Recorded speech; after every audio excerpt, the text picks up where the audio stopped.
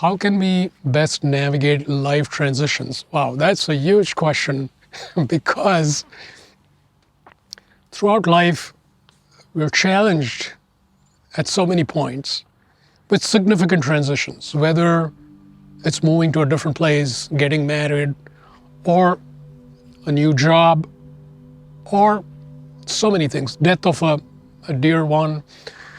And we've all faced transitions. And transitions at first can appear daunting and challenging because there's some significant change. And usually it's in the immediate environment around us that's impacting us in some way.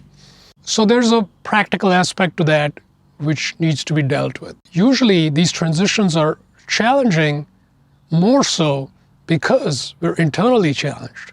Something within us is feeling really challenged. Maybe a set of beliefs that we had is now going to be brought into question, or we have to adjust to something which we feel uncertain about. We don't know that it's a bad thing, but we just feel this, it's so uncertain that it scares me.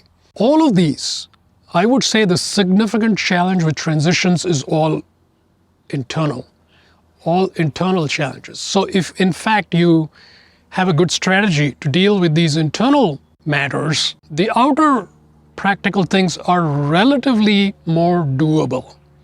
So I'm going to focus obviously on the inner challenges. How can we best deal with them? I think the most important thing is to cultivate our consciousness muscles prior to the actual transition, because the transition is going to push us in certain ways, and we want to be prepared. And when I say consciousness muscles, I mean that our inner space is relatively clear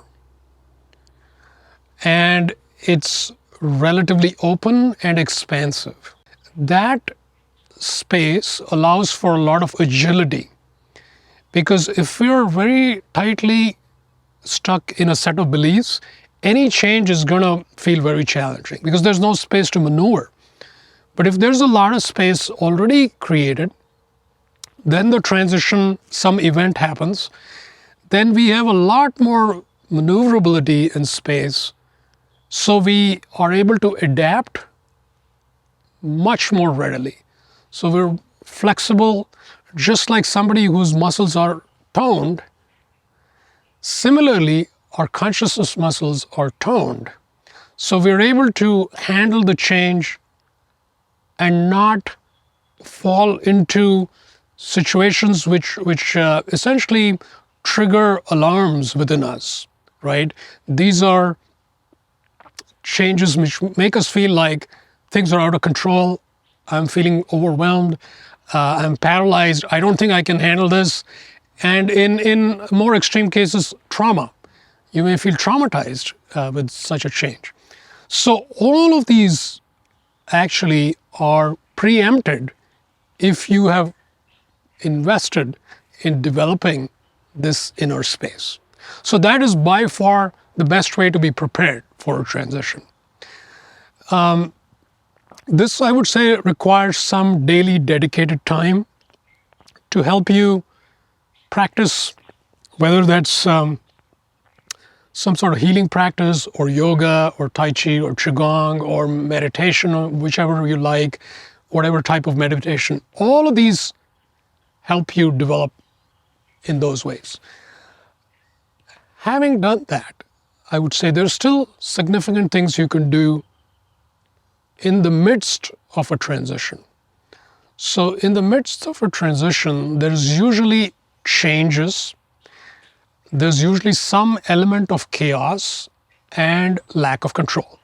So there's usually some variables that you simply cannot control, but those are important to you, and you feel there's literally nothing I can do about it, and it's going to affect me. So this kind of way of looking at it makes us feel more vulnerable and helpless. Instead, what we want to do is actually shift our attention and focus from all these variables that are fluctuating to something that is not fluctuating. And this is really our own inner sense of who we are. Who we are at the deepest level, our essence, it doesn't change day to day, month to month, year to year. It just stays the same.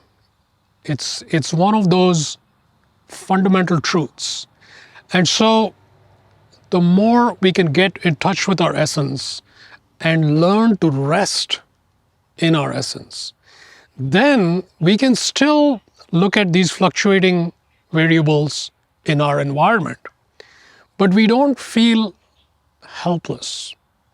So it's like the eye of the storm, where you're able to find a center which feels very stable, and it feels like no matter what happens, even though I don't control it, no matter what happens, I will be fine. Because I know that, and this essence is going to be fine. So that gives us this tremendous grounding, tremendous anchor to in fact navigate and intelligently deal with the variables. Because when you can see the environment without getting threatened by it, you will see avenues and opportunities which previously were unavailable and not visible. So in fact, you will suddenly see that even though I can't control this, but wait, there is something interesting I can do which will mitigate the risk dramatically of whatever. So these are important ways to work with the transition, during the transition, and prior to the transition. When you choose light, life becomes increasingly joyful, purposeful, and inspired. I invite you to join me to explore the realms of light, the infinite possibilities that light offers.